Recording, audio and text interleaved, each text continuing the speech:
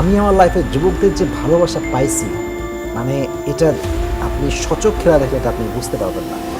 যে अगर ज़िंदगी को खूबसूरत बनाना चाहते हो तो नज़रअंदाज करना सीखो, चुप रहना सीखो, जवाब देना ना सीखो, चुप रहना सीखो। দেখেন সবার চয়েস সবার সাথে মিলবে না, আপনারটা আমার সঙ্গে নাও মিলতে পারে, আমারটা আপনার সঙ্গে নাও মিলতে পারে।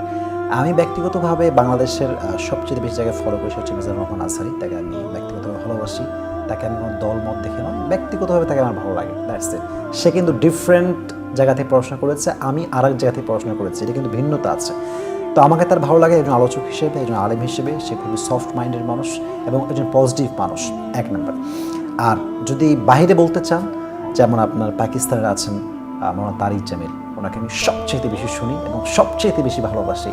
ইভেন আমি যখন ঘুমাতে যাই, ঘুম থেকে উঠি, বাহিরে যাই, আমি কানে যখন হেডফোন দিই, আমি ওনার ওয়াজগুলো সবসময় বেশিরভাগ সময় শুনে থাকি। আর যদি বিদেশি বলেন তাহলে আছে মুফতি মেঙ্ক, ওনার প্রোনাউন্সিয়েশনগুলো অসাধারণ, অনেক সুন্দর করে কথা বলে। আর যদি ওয়ার্ল্ড ফেমাস বলতে চান, সেক্ষেত্রে আমি বলতে চাই ডক্টর জাকির নায়েক, ওনাকে আমার খুব ভালো লাগে। বাকি দেখেন সবার চয়েস কিন্তু একরকম নয়। যারা আমাকে শুনতে চান না, আজকে শুনেন না, অনেক বড় বড় আলেম আছে। যেমন আপনি কমি অঙ্গনের আলেম আছেন, যেমন মনে করেন মুফতি আরিফ বিন হাবিব আছেন। তারপরে আপনার মনে করেন যে আরও বড় বড় আলেম আছে, যেমন আপনার মুশতাকুর নবী কাসিমি আছেন, যারা সবসময় ইলমিয়াতের বয়ান করে। আরও অনেক অনেক বক্তার নাম আছে। এনাতুল আব্বাসী হুজুর আছে, অনেক সময় কথা বলেন, অনেক সুন্দর কথা বলে। হ্যাঁ, কিছু সমাজ তো সবাইকে নিয়ে এটা আজীবন ছিল, আজীবন থেকে যাবে।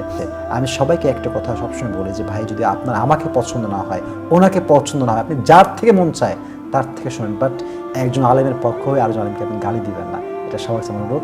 সো আমার পছন্দ হচ্ছে আজহারি, তারিক জামিল, মুফতি মেঘ, ডক্টর জাকির।